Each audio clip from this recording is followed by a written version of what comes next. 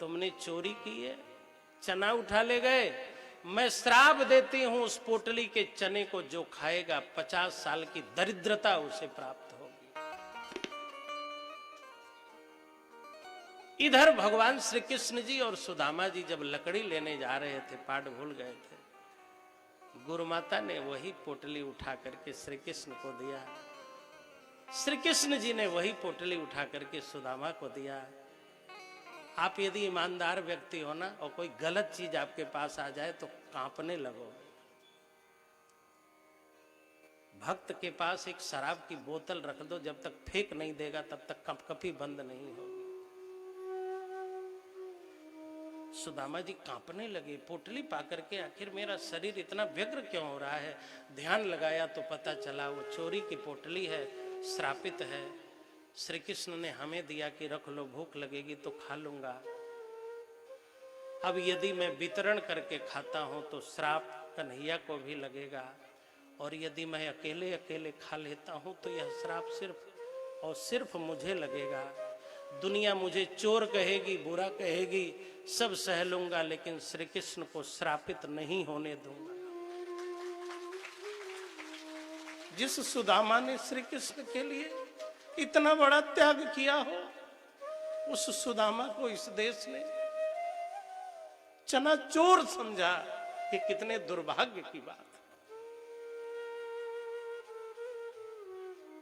जिन्होंने भी सुदामा जी को चनाचोर बनाने की कुत्सित प्रयास किया, या इस तरह कहते हैं या प्रस्तुत करते हैं, मैं उन्हें कहता हूं कि वो सावधान हो जाएं। सुदामा जी की जिन शब्दों से सुखदेव जी ने प्रशंसा की है, सुदामा जी चनाचोर नहीं हो सकते, सुदामा जी बेईमान नहीं हो सकते हैं। सुदामा जी की भागवत में इतनी प्रशंसा, अब वो श्री कृष्ण बगल में हो, अरे गरीबी में साहब कभी भी सुदामा ने खाया, बिना भोग लगाए नहीं खाया, और बगल में श्री कृष्ण हो और सुदामा अकेले अकेले खा लेंगे और सुखदेव जी प्रशंसा करेंगे, आप ऐसा समझते हैं क्या? सुदामा जी गए हैं, जब भूख लगी तो अकेले खा गए, कटकट की आवाज आने लगी।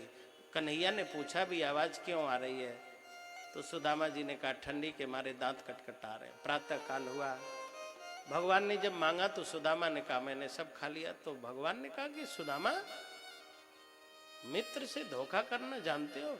तो कहा सब जानता हूं, लेकिन खा लिया। श्री कृष्ण ने श्राप दे दिया, ये लोग कहते हैं अरे राम राम राम। अच्छा एक बात बताओ, आपका चना आपका मित्र खा ले, आप श्राप दे देंगे? सच बोलो, इसमें कोई बताए कि मेरा मित्र मेरा चाय पी ले, मेरे हिस्से का मैं श्राप दे दूंगा, गलत बात बोल दूंगा? कोई हो तो बता दो जरा, कंजूसी की पराकाष्ठा होगी। सुदामा जी थोड़े से चना खा लिया और कृष्ण जी ने श्राप दे दिया कि दरिद्र हो जाओगे, हद है। सुदामा जैसे मित्र को श्री कृष्ण जैसे भगवान चना के लिए श्राप देंगे? उनके भागवत की कथा कौन सुनेगा? बोलो, कोई नहीं सुनेगा साहब। अरे आपका मैं खा लूं, खुश हो जाओगे, महाराज जी हमारा चाय पी लिया, अच्छा ही तो।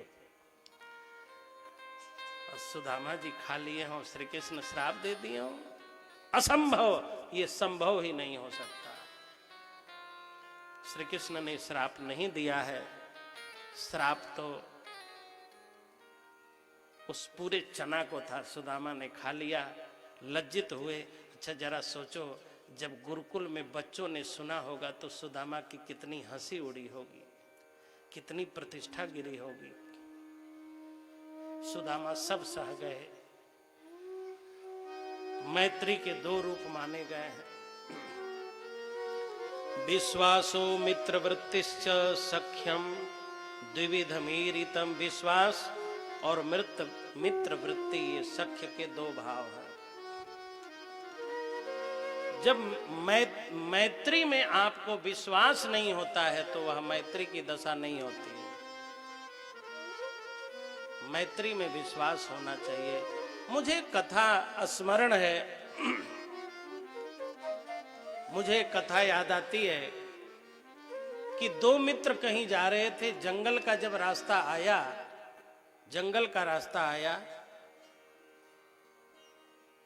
तो दोनों मित्रों ने निर्णय लिया कि एक मित्र सो जाए दूसरा जगा रहे, और जो जगा रहे कुछ घंटों के बाद वो सो जाए और सोने वाला जगा रहे, तो दोनों मित्र सो भी लेंगे और सुरक्षा भी हो जाएगी। तो एक मित्र सोया, दूसरा जागरण करने लगा। जब सोने वाला जगा और जागने वाला सोया, तब तक एक विषधर नाग आया और सोने वाले मित्र के तरफ बढ़ा। तो जो जग रहा था उसने सांप से कहा कि हे सांप देवता, हे नाग देवता, मेरा मित्र मेरे भरोसे सो रहा है, डसना नहीं। तब नाग ने मनुष्य भाषा में कहा कि इसने मुझे पिछले जन्म में बहुत मारा था, मैं उसी का बदला लेने के लिए आया हूं और बिना इसे डसे छोड़ूंगा नहीं। तो जो जग रहा था उसने कहा ये तुम्हारी समस्या है, तुमने बता दिया, लेकिन हमारी समस्या सुन लो। हमने कहा था कि तुम हमारे भरोसे सो जाओ निश्चिंत हो करके, तो हमारे भरोसे सो गया है। तुम डस लोगे तो मित्र के भरोसे पर जो आंच आएगा उसकी पूर्ति कैसे होगी, कौन करेगा? वो जग जाए, उससे बात कर लो, डस लो, लेकिन जब तक सोया हुआ है छूना नहीं। यह समर्पण देख करके सांप प्रसन्न हुआ। तो कहा एक काम करो, चक्कू है, हाँ, अपने मित्र के गले से थोड़ा सा खून निकाल के हमें दे दो, हम पी के खून पी के चले जाएंगे। तो जो जग रहा था उसने निकाला चक्कू और सोने वाले के गले पर लगाया चक्कू, और जब कटा खून निकला तो सोने वाले मित्र की आंख खुल गई। उसने देखा मेरा सखा मेरे कंठ पर चक्कू रख करके मुझे काट रहा है, लेकिन आंख बंद करके फिर सो गया।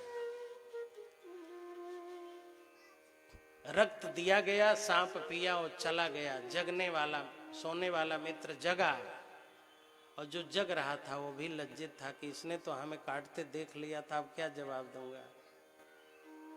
जब मित्र जगा तो जगने वाले ने पूछा, मित्र, मैं तुम्हारे कंठ पर चक्कू जब रख करके काट रहा था, रक्त निकल रहा था, तुमने देखा, फिर भी तुम क्यों सो गए?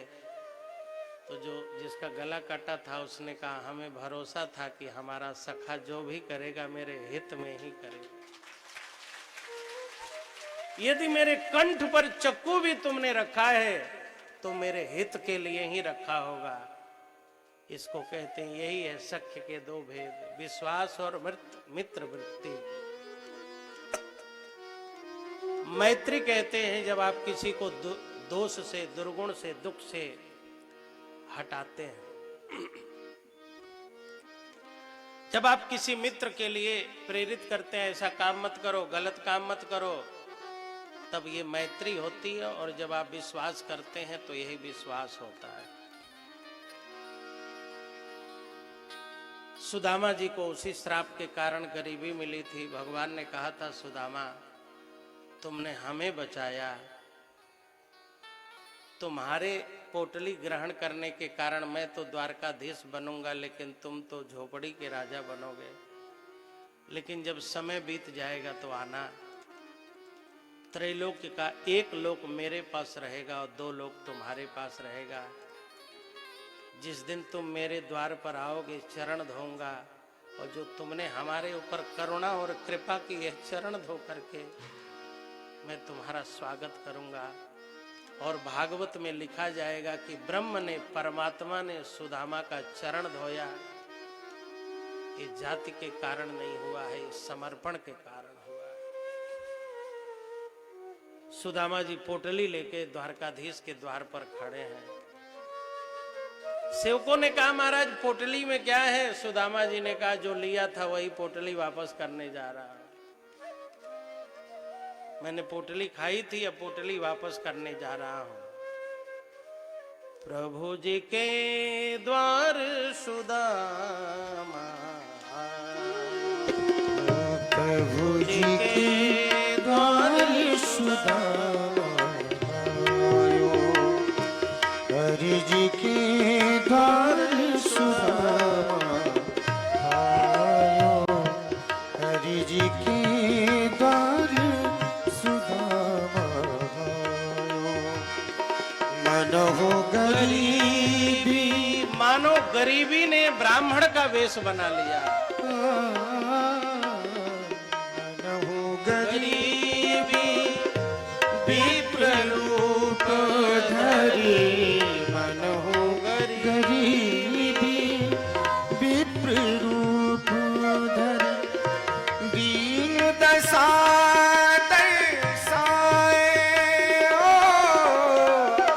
दीन दशा दर्शाए, मित्र समुझी उठी नाथ द्वारिका, मित्र समुझी उठी द्वारिका, अपने हृदय लगाए, हरि जी के द्वार सुदामा पाए, हरि जी के द्वार सुदामा पाए।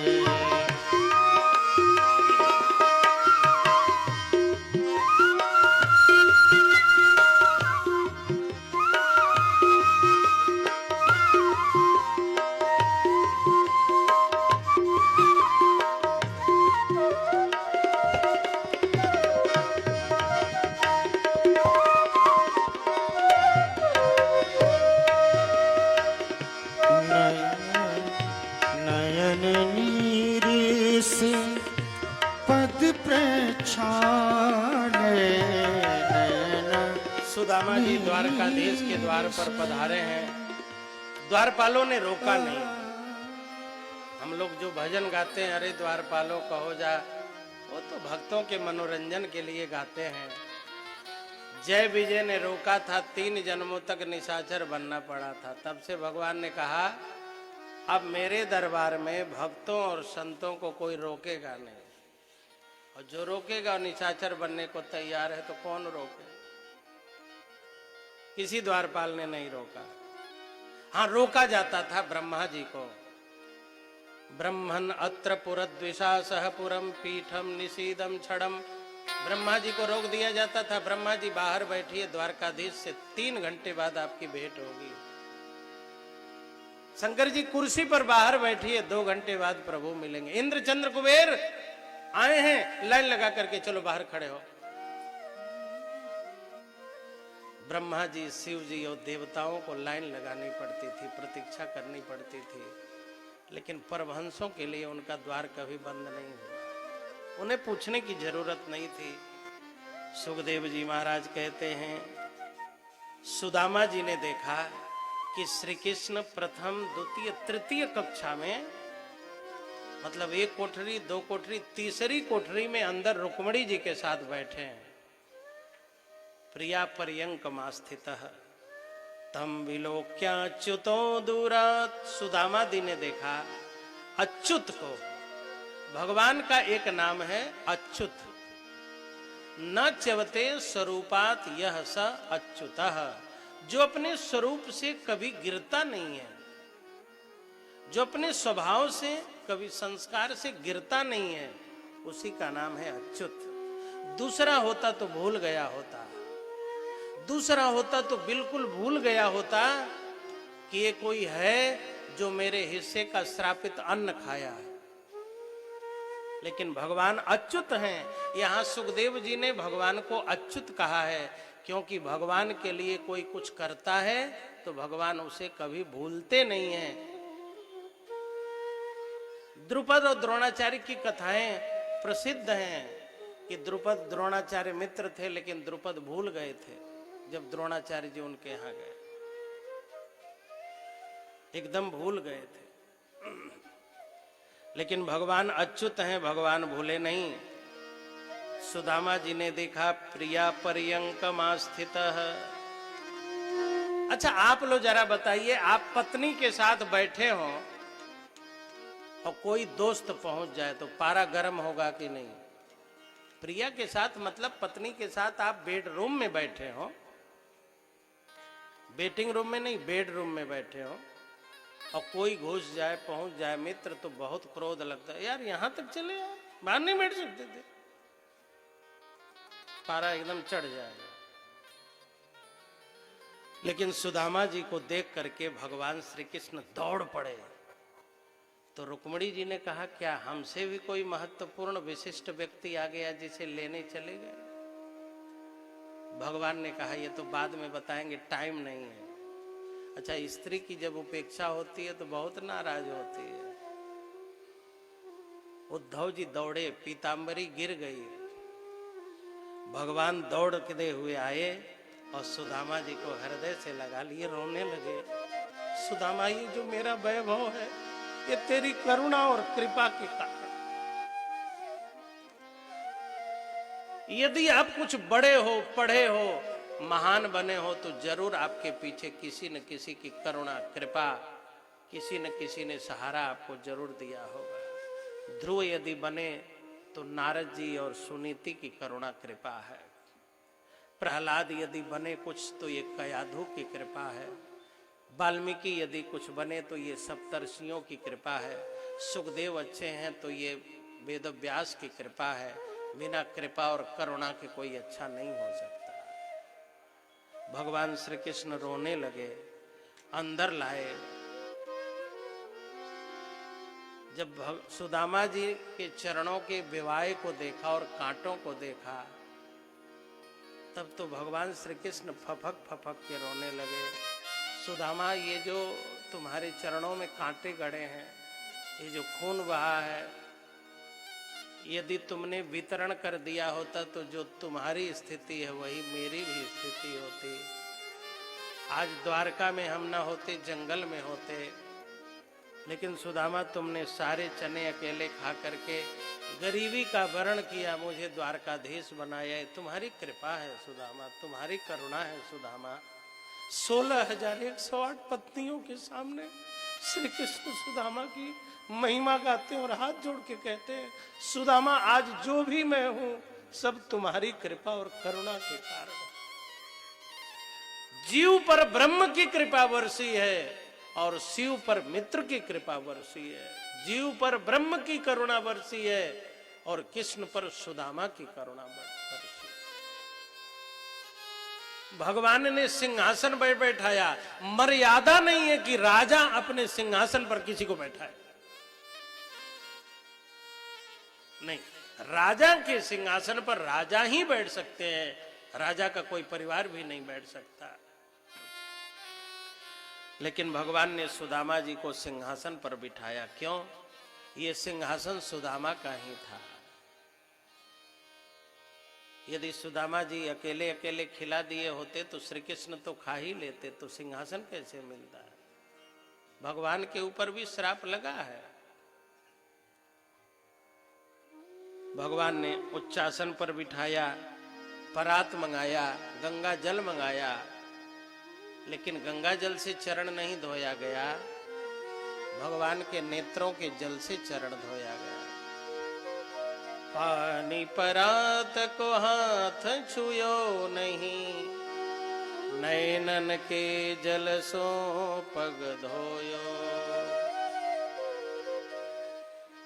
भगवान ने अपने नेत्र के जल से सुदामा जी के चरणों को पखारा। गंगा जल की जरूरत नहीं पड़ी, गंगा जल से चरण नहीं धोया गया, भगवान ने सुदामा जी का चरण अपने नेत्र के जल से पखारा। जिन सुदामा के ऊपर ब्रह्म के आंसू गिरे, चरणों के आंसू गिरे, वो सुदामा के चरण कितने महान हैं। ब्रह्म के चरणों पर आंसू बहाते बहुतों को देखा होगा। मीरा रोई है उनके चरणों पर, राधा रोई है उनके चरणों पर, सबरी रोई है उनके चरणों पर। दशरथ जी महाराज रो रो करके मर गए कि मत जाओ मत जाओ, लेकिन धन्य है सुदामा, तुम्हारे चरणों पर वो रोया है जिसके चरणों के लिए सारा जगत रोया है।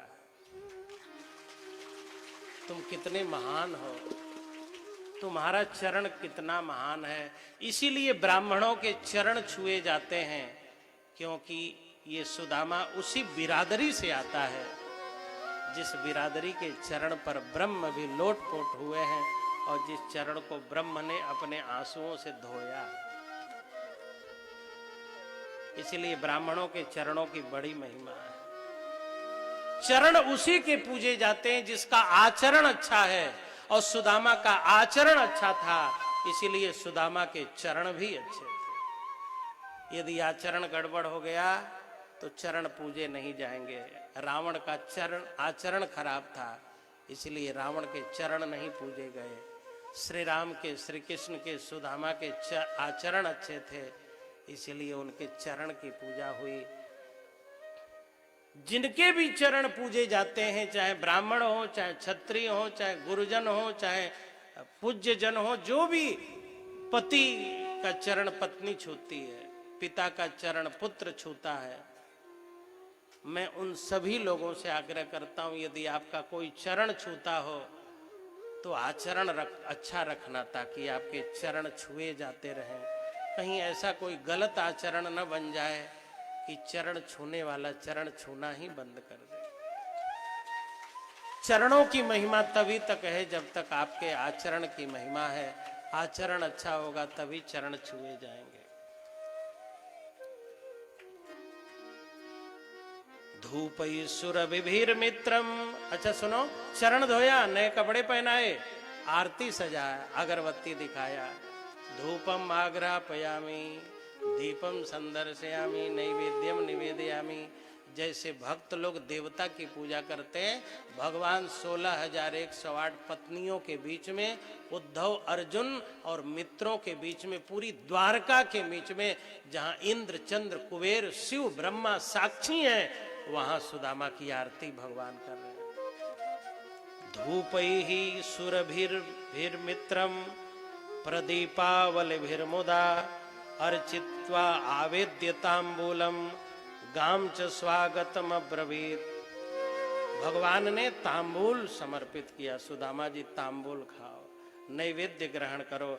जैसे देवता की आराधना होती है, ऐसे भगवान ने पूजा किया है। अब पत्नियां सोचने लगी, कुचैलम मलिनम क्षामम द्विजम धमनि संततम देवी पर्यचरत साक्षात चामरव्यजने नवई। द्वारका के लोग सोचने लगे, रुक्मिणी जी चमर डुला रही हैं, भगवान आरती उतार रहे हैं, आखिर इस कुचैल मलिन, जिसकी धमनियां दिख रही हैं, जिसकी नसें दिख रही हैं, उस ब्राह्मण में ऐसा क्या है कि आज सारी द्वारका सेवा में लगी है। अरे मित्र आता है तो आप गेस्ट रूम में छिपा देते हैं, ठहरा देते हैं, गेस्ट रूम में ठहरा देते हैं, खिलाते हैं, पिलाते हैं, भेज देते हैं, 2 दिन 4 दिन रुके। लेकिन पूरे परिवार के साथ तो पूजा गुरु की होती है ना, बोलो ना, अरे बोलो ना, कभी मित्र की आरती उतारी है? लेकिन पूरा परिवार खड़ा है और आरती हो रही है, पूजा हो रही है। इसका मतलब सुदामा मैत्री से इतने ऊंचे हो गए कि सुदामा ब्रह्म हो गए और श्री कृष्ण ब्रह्म से छोटे हो गए। ये सुदामा का आचरण है कि सुदामा आज ब्रह्म से, भगवान से बड़े। जीव अपने सत्कर्मों से वह हो सकता है जो बन करके भगवान नीचे बैठाए और जीव ऊपर बैठ सकता है। संभावनाएं जिनमें हो उन्हीं को जीव कहा जाता है। कुत्ते में कोई संभावना नहीं, कुत्ता कुत्ता ही रहेगा, गधा गधा ही रहेगा। लेकिन मनुष्य में बहुत संभावनाएं हैं। उसमें इतनी संभावना है कि वो अपने आचरण से उसे भगवान ऊपर बैठाएं और स्वयं नीचे बैठ करके उसका चरण धोएं। इसीलिए देवता मनुष्य बनना चाहते हैं। इसीलिए बड़े भाग्य मानुष तन पावा तुलसीदास जी को गाना पड़ता है। यदि कुछ हो सकता है तो मानव तन से ही हो सकता है, और किसी तन से नहीं हो सकता। किमनेन कृतं पुण्यम अवधूतेन भिक्षुणा श्रिया हीनेन लोकेस्मिन् गर्हितेन अधमेन च। इन्होंने कौन सा पुण्य किया होगा कि सारी द्वारका जिनकी प्रतिष्ठा और पूजा में लगी है, सम्मान में लगी है। अच्छा, सब भोजन पानी विश्राम हो जाने के बाद भगवान पूछते हैं, सुदामा जी पढ़ लिख करके जब आप गए तो विवाह किया? सुदामा जी ने कहा हाँ किया। तो भगवान ने कहा विवाह किया और बारात का निमंत्रण हमें नहीं दिया। सुदामा जी ने कहा तो आपने भी तो विवाह किया होगा। उद्धव जी ने धीरे से बोला, विवाह किया है कि प्रयाग का कुंभ मेला लगवाया है? सुदामा जी जानते हो 16,108 विवाह इनके हुए हैं। सुदामा जी ने कहा, प्रभु हम एक में भूल गए, आप 16,108 में भूलते ही रहे। तो भुलक्कड़ आप हो कि हम तो एक बार भूले, आप 16,108 बार भूले। भगवान ने कहा चलो कोई बात। पत्नी कैसी? बहुत अच्छी है। अरे धन में वैभव में पत्नी संतुष्ट हो तो इसमें कौन बड़ाई, लेकिन एक मुट्ठी मिले और पति को ताना न मारे। कब साड़ी लाए हो, कब हमें महलों में बिठाया, एक कंगना तो नहीं खरीद पाए, मंगलसूत्र तो नहीं ला पाए। जो पति की परिस्थिति के अनुकूल पति के सामने मांग रखे, वह नारी नहीं होती है, घर की साक्षात देवी होती है। यदि पति का जेब कमजोर है तो उसी के हिसाब से चला ले, मुट्ठी भर रहे तो मुट्ठी भर में काम चलाए, और मन भर रहे तो मन भर में काम चलाए, वही लक्ष्मी होती है। पति को कभी झुकने न देना, किसी के सामने पति को जाके कहना पड़े कि हमारी पत्नी ठीक से बात नहीं करती, साल भर से हमें 1 लाख का गहना लाना है, तो समझना घर में लक्ष्मी नहीं बैठी है। लेकिन पति अपने प्रेम से न दे तब तक कभी दबाव न बनाए, तो समझना हमारे घर में कोई स्त्री नहीं है, साक्षात कोई देवी बैठी है। सुदामा ने कहा हमारी सारी प्रतिष्ठा सुशीला के कारण है। कभी ताना नहीं मारा, कभी व्यंग नहीं मारा, कभी हमें नीचा नहीं दिखने दिया। हमने कुछ इसके लिए नहीं किया है।